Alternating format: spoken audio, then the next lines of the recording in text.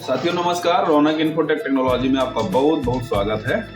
आज की वीडियो हम लेके आए हैं कि HP का एक लैपटॉप आता है सिल्वर बॉडी में 15 इंच का। उसमें कभी कभी बूट डिवाइस नॉट फाउंड का एक एरर आया करता है, तो उसमें बहुत समस्याएं आती है, शिकायत आती है। तो नजदीक का तो कोई कस्टमर है तो कोई बात नहीं, चलो भैया तुरंत बना देते हैं ना। लेकिन दूर का कस्टमर है तो दूर वालों के लिए तो बड़ी समस्या हो जाती है। तो इसलिए जो है कि आपको परेशानी ना हो, ये वीडियो हम अपलोड कर रहे हैं, तो आप प्रॉपर उसको देखिएगा कि बूट डिवाइस नॉट फाउंड का जो एरर आता है उसको आप कैसे सही कर सकते हैं। तो वीडियो के आखिरी तक में जरूर बने रहिएगा। हाँ, एक चीज और, कौन से लैपटॉप की हम बात कर रहे हैं तो बता ही नहीं रहे आपको, तो वो कौन सा लैपटॉप हो, हम आपको लैपटॉप दिखाई दे रहे हैं, उसका मॉडल बता दे रहे हैं कि ये वाला लैपटॉप है, इसमें समस्या अगर आती है तो आपको कैसे ठीक करना है।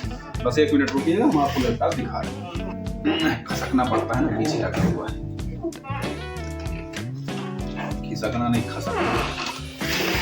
ये लैपटॉप है, ठीक है, ये HP का लैपटॉप है।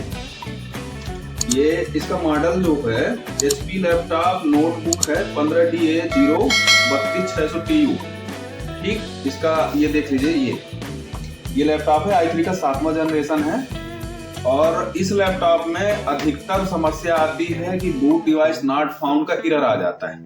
तो इसको कैसे ठीक करेंगे, वीडियो के आखिरी तक आप बने रहिएगा। चलिए अब आप वीडियो हम शुरू करते हैं, आपका ज्यादा समय नहीं लेंगे, स्टेप बाय स्टेप बताएंगे। वीडियो को प्रॉपर देखना, अगर आपने प्रॉपर देख लिया तो 100 तो नहीं पर 200% गारंटी है कि आपका काम हो जाएगा। चलिए वीडियो को हम शुरू करते हैं।